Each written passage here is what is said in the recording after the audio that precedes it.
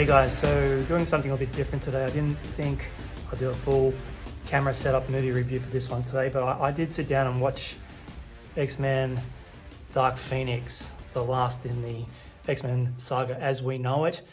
And yeah, if this wasn't already going to be the last one, this would have been the one that killed the franchise hardcore, because goddamn, this movie really sucked. I didn't want to hate it. I mean, I heard all the reviews. I knew it wasn't very good going in, but I was hoping I'd get some enjoyment out of it in some way, shape or form. And all I really felt afterwards was just hollow. Like, goddamn, this movie is not entertaining. It's boring and it doesn't have any character arcs at all. I mean, everybody in this movie, and it's got a good cast, has got nothing to do. Absolutely nothing. And don't try and get me to explain the X-Men timeline to you, because god damn it if they've just not shit all over that. I mean, we had the Bryan Singer X-Men movies. Well, he did the first two, then Brett Ratner come along and did part 3. Almost killed the franchise there, but he covered the Dark Phoenix saga then to varying degrees of success. I mean, that movie's not very good considering the pedigree of the films that came before it, but it's still an okay, entertaining comic book film. It's not awful. And then we had Matthew Vaughn step in and salvage the franchise with First Class. And then we had Days of Future Past. And then things started to go down a pretty slippery slope pretty quickly with Apocalypse. And then this thing. This one makes Apocalypse look good, which is a real shame because Apocalypse is crap as well. I like the steelbook though. It's a nice steelbook. And if you want to talk about the 4K, man, holy shit, this is a good looking film. Like, the movie is amazing. Like, the HDR, everything looks gorgeous in this thing. Like, the colors are popping. The vibrancy, the special effects, the detail in the skin tones and the pores and the details in the hair and the clothing and the outfits. Yeah, the 4K and the HDR of this disc is an absolute winner. It's a shame it's just like polishing a turd though. I mean, I really wanted to like it. Sophie Turner had me worried. Like, I saw those trailers before and she really kind of came across as being quite very wooden. Now, I love her as Sansa Stark in Game of Thrones. She was amazing. But in this one, I mean, she can act. She's got some range.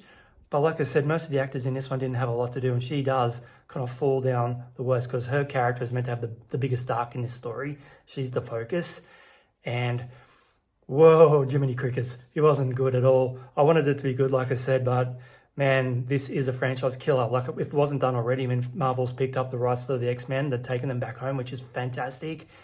But if this had been ongoing, if this franchise was going to be ongoing, then this one would have definitely have killed it. Because yeah, now I don't want to do spoilers too much, but I will, because like I said, the timeline. So this movie's set in 1992, which is only 8 years before we got X-Men from Bryan Singer. So how James McAvoy and Michael Fassbender are going to turn into Patrick Stewart and Ian McKellen is just absolutely beyond me.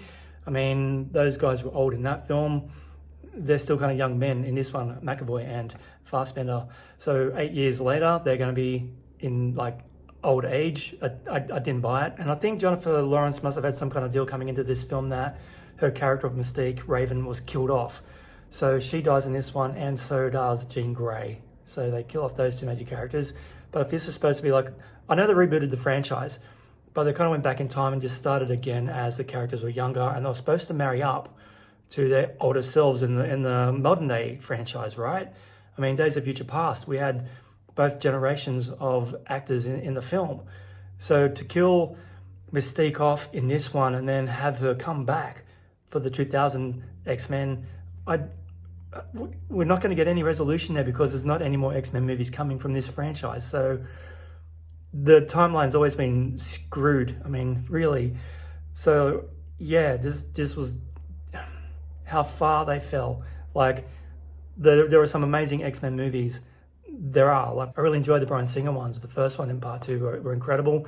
Ratner's one, like I said, is entertaining, but it's just not as good as those first ones. And then Matthew Vaughn just really made something quite special with First Class. And then the movies continued on, but with Apocalypse and this one, man, they really did fall hard and fast. It's a goddamn shame.